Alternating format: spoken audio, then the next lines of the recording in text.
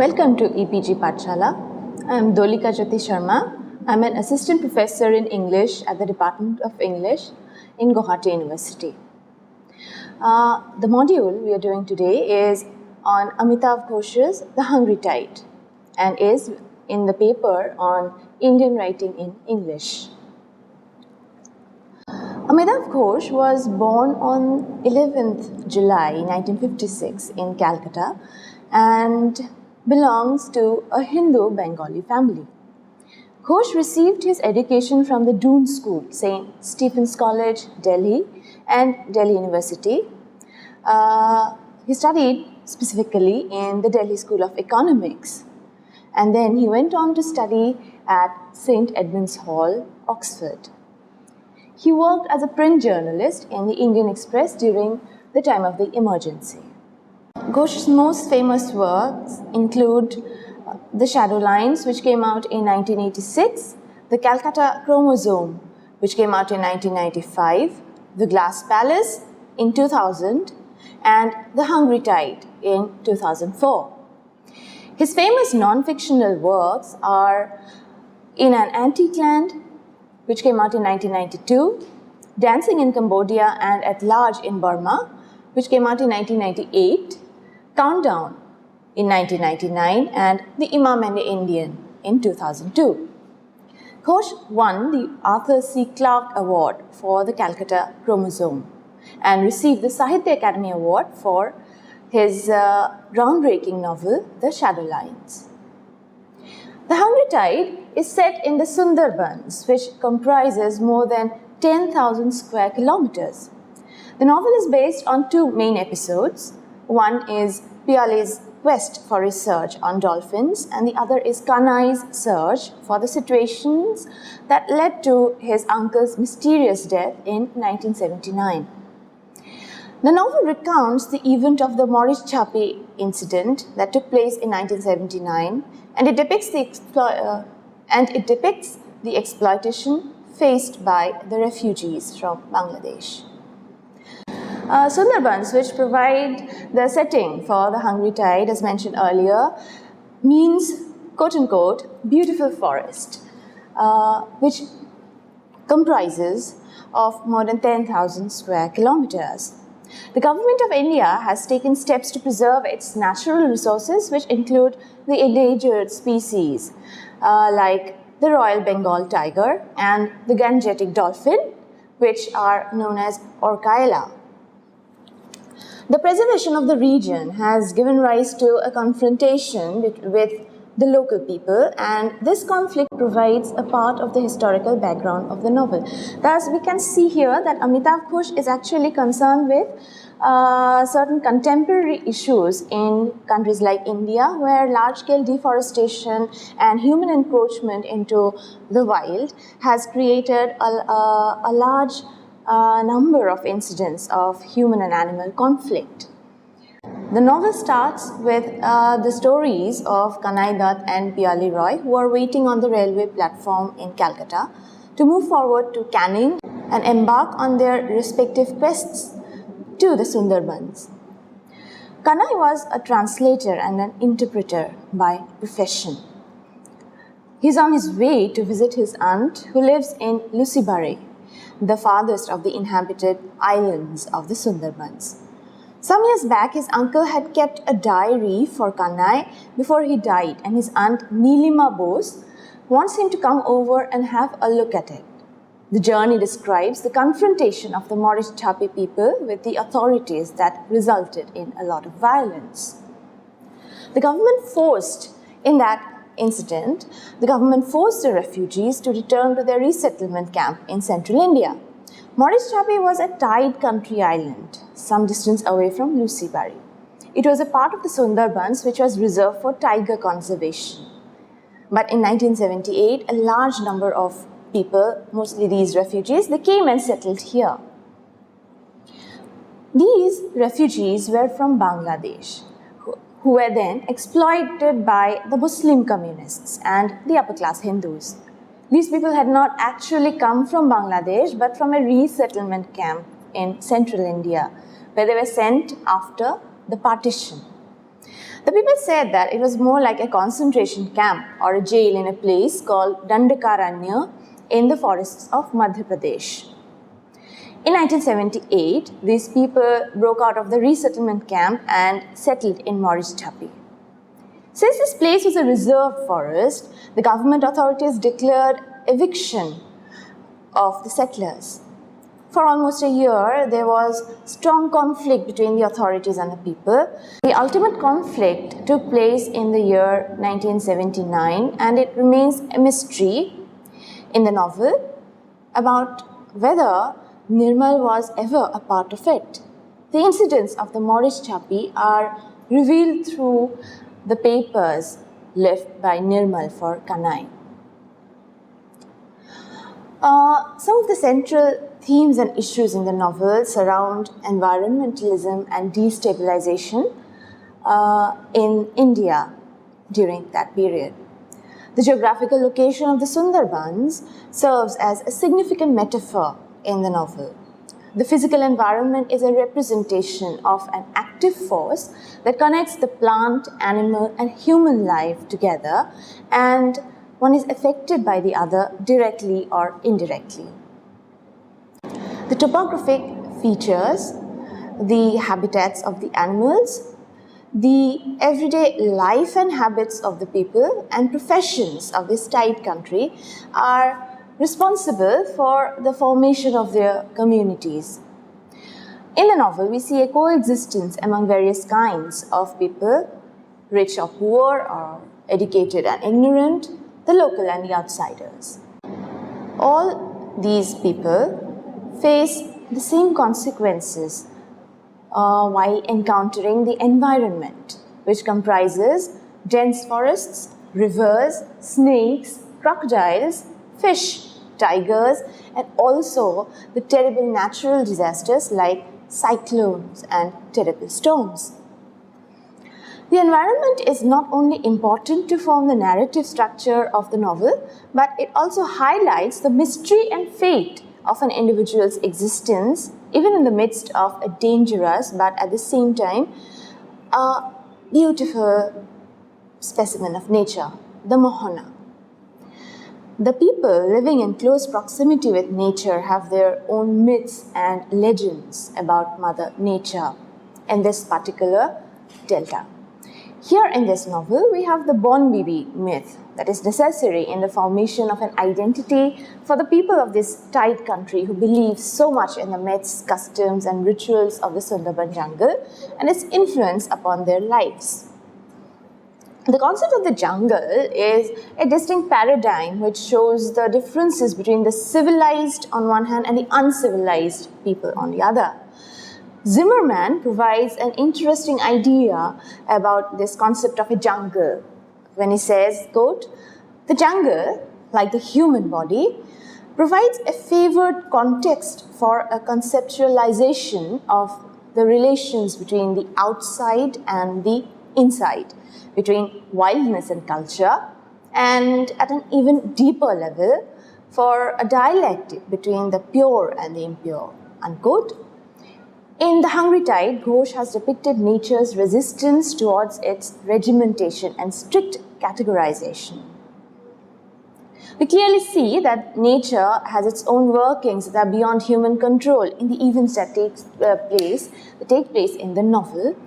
In the Sundarbans, the boundaries collapse and rivers merge with each other.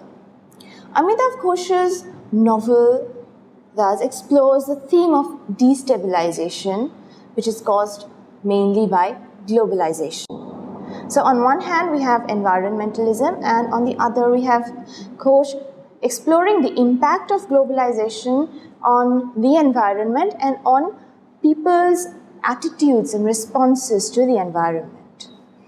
Now, this is based on the novel is based on a true historical incident, as has been mentioned earlier, the Maurice Chapi incident, which actually happened in history, and it also concerns itself with the issues of the environment, its protection and its conservation of the Sundarbans. Ghosh here shows the conflict between the refugees and the government authorities and also focuses on the suffering of the settlers in a hostile environment where they have no other place to go. Kusum, one of the revolutionaries of the Maurice Chapi incident, fights for the cause of the settlers and regards it as a severe injustice of evicting these people who are otherwise homeless. She recalls the entire event of the coming of these settlers to the island of Maurice Chapi. The novel brings to light the politics behind the enforcement of forest acts and conservation rules and also highlights the indifferent attitude of the politicians across borders that treat these poor refugees with violence. In The Hungry Tide, Amitav Ghosh describes the impact of globalization upon the people of the islands of the Sundarbans who are considered isolated and removed from modern-day technologies and advancements. Through the characters of Nilima and Nirmal, Ghosh exemplifies how far modern technology and thoughts have reached these people of the Tide country. Nilima works for the Bodhabon Trust, and it is told that, quote, the hospital's equipments had come from the donors, some from India and some from foreign. There was a diagnostic laboratory, an X-ray room, and even a dialysis machine, unquote. The people of the small island of Lucibari have utilized the resources necessary for building a hospital which would ensure a safe and healthy living for its people. The hospital has many modern tools and equipment which is made possible through the process of globalization. Moina trains herself as a nurse and learns the skill of saving and helping needy people. This shows how the effect of globalization has also proved beneficial to the rural and ignorant people. Quote, we give the nurses some basic training in hygiene, nutrition, first aid, midwifery, and other things that might be useful. How to cope with drowning, for example. For that's a situation they often have to face. The training given to the nurses in the novel also shows how modern technologies and developments are not only circulated through globalization, but they are also adapted to fulfill the requirements of various people at a locality. Through the novel, Ghosh hints at the fact that globalization has far-reaching impacts upon the people who are considered backward and uncivilized. It is, in a way, ambivalent if we talk about globalization and its impact on people, because on one hand, globalization provides access to essential scientific and technological developments to the poor and the needy in third world countries, for want of a better word. But at the same time, it does also it also embodies a certain kind of exploitation of these very people.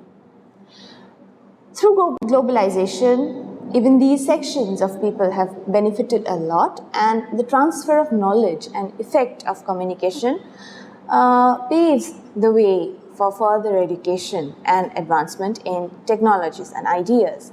However, as I just mentioned, Ghosh shows the negative aspects of globalization as well. This is seen in the inhuman and indifferent attitude shown by the urban people towards the settlers of the Maurice Chapi. Nirmal's journal documents the situation of discrimination and oppression done to the refugees there. Moreover, some of the environmentalists and the people who are engaged in the tourism industry promote the preservation of wildlife, especially the tigers, without ever visiting the Sundarbans and even knowing the suffering of the people who live in this part of the country. Terry Tomsky, in the essay Amitav Ghosh's Anxious Witnessing and the Ethics of Action in The Hungry Tide, says that, quote, Bengal's Sundarbans epitomize subalternity. It is a region that, until the advent of its environmental significance, was seen as inconsequential in the political and economic calculus of the nation state, unquote. The lives of animals are supposed to have more significance than that of the people living in the Sundarbans, as the wildlife yields more revenue from the visiting tourists. Not only that, the elite section of people feel a sense of detachment towards the subaltern settlers of this region. This sense of detachment, in turn, arises from a feeling of superiority of class and ethnocentrism. In this context, Chomsky again observes, quote, "In order to be an ethically engaged cosmopolitan, one must be sensitive to particularities and local conditions," unquote. They must learn to identify with the other, is Chomsky's opinion. In the novel, Kanai, who lives in New Delhi, cannot relate to the people of the islands of the Sundarbans when he comes to Lucibari. Thrown into an entirely different region that this tide country was, Kanai was unable to treat the people there with equality, as we see with the case of Fakir, who is considered inferior by him due to their class differences. Through his novel, Ghosh tries to bring to light the idea that the lives of the subalterns can be improvised through the process of globalization only if the cosmopolitans move beyond the established social norms and social and class discrimination. The narrative structure of The Hungry Tide is centered on a historical backdrop, that of the Maurice Chappé event. There is a constant shuffling of past and present events in the novel. The past incidents are mostly related to Maurice Chappé, which we come to know from Nirmal's journal. So Nirmal's journal works in terms of a text within the text of The Hungry Tide. The present story comprises Piale's research in the islands and the lives of other characters in the novel, namely Nilima, Fakir, Moina, Tutul, among others. Ghosh makes us realize that it is the layers of human history, together with the collaboration of past knowledge, experience and memory, that enhances our understanding of a particular place or region. The setting of the Sundarbans in The Hungry Tide is central to its narrative structure. The place is believed to have derived its name from the mangroves called Sundari.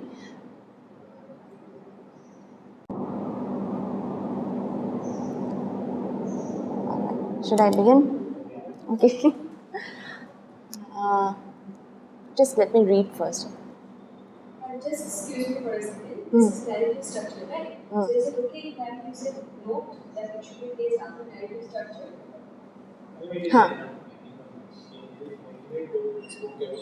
Because she has spoken after the narrative structure for every note. You have explained that. Narrative structure. No, After the narrative structure, you have given a bit of So now, whatever ma'am says, it has to be put before and after the narrative structure. That's what I was.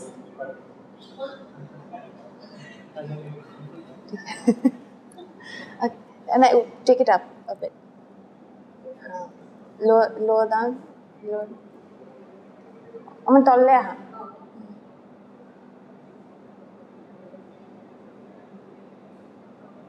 Aru taller. Goi thaka tumi eta lahe lahe goi thaka.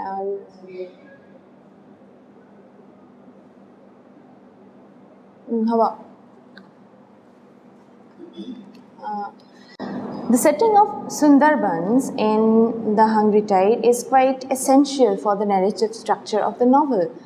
The Sundarbans are named after the mangrove trees, which are popularly known as Sundari in that region, which is why the name Sundarbans. Now, this region is a rich zone of biodiversity, as the land gives way to the water, to the ocean. The rivers break down into distributaries and they join the ocean. Now, this biodiversity again straddles, as I said earlier, straddles two different realms, that of land and water. Now, the narrative structure of the novel is also, in a way, a conglomerate of two different ways of seeing the Sundarbans. One is Piali's westernized idea of the environment, and the other is Fakir's take on the Sundarbans, because he's within that environment, within that habitat. So we find the place like the Sundarbans, all right, in a way becoming the narrative site where these two different ways of looking into the environment come together and reach a certain kind of dialogue. So the dialogue in the narrative between the two narratives of Fakir and Piali, all right, and of course that of Nirmal, which provides the subtext, as it were, on which these two narratives will be based, all right, are in a way reenactments of the Sundarbans, where all these diverse strains, even to take the Maurice Chapi people, all of them have come together and have started to exist, as it were, on such a level of dialogue. Ghosh is gifted with an excellent sense of place, thus, and of course this is this is characteristic of him in all his novels. Towards the end of the novel, towards the end of the narrative rather, we find therefore Amitav Ghosh trying to explore through narrative, explore the possibility of whether the Western ideas on the environment and the Western idea of, say, wilderness, of creating reservations, for we have to remember that wildlife parks and reservations in India are a colonial presence. It is not as if India had originally had reserves or national parks. So this is very much a Western cultural aspect thrown on, or not even thrown rather, but imposed on countries like India. Now, Amitav Ghosh, from his post-colonial vantage point, is questioning whether such an absolute external imposition is ever justified, and is it ever tenable. So we find that Piali's own approach to the environment undergoes a certain change after she comes across Fakir. And Fakir, in a way, as much as Nirmal, they provide ways for Piali to come to terms with the environment in the Sundarbans on its own terms, not as merely an object, all right, to be looked at, analyzed externally, objectively, but something, an existence itself, a living existence, a living entity in which she also becomes an active participant. So if we look at the keynotes, as it were, of reading, the key points of reading The Hungry Tide, we first have to inevitably start with the question of the environment. But at the same time, as Ramchandra Guha in his writings on environment and human relations in India and similar countries, the question of environment does not exist without the presence of the other crucial question of human subsistence. So while we might talk about reservations or wilderness, where we might talk about conserving forests, conserving animals, endangered animals, which are important in their own right, they have a value in their own right, we cannot, however, escape the fact that there are significant sections of human society who have always lived in close relation with that environment, and whose very subsistence, whose very survival depends on such a life, such an organically bonded life. with the environment. Ghosh takes up the nuances of this problem, of enforcing certain rigid external rules as far as the conservation of the environment, conservation of nature goes, and its severe impact on the indigenous people who have always lived there and who have no other option, who do not have access to advanced technology or a greater economic security. So in The Hungry Tide, therefore, we find Ghosh speaking from a very self-conscious third world, quote-unquote third world context, and looking at environmental issues and interrogating certain key aspects of environmentalism as it appears in the West. And with this, we come to the end of the module. Thank you.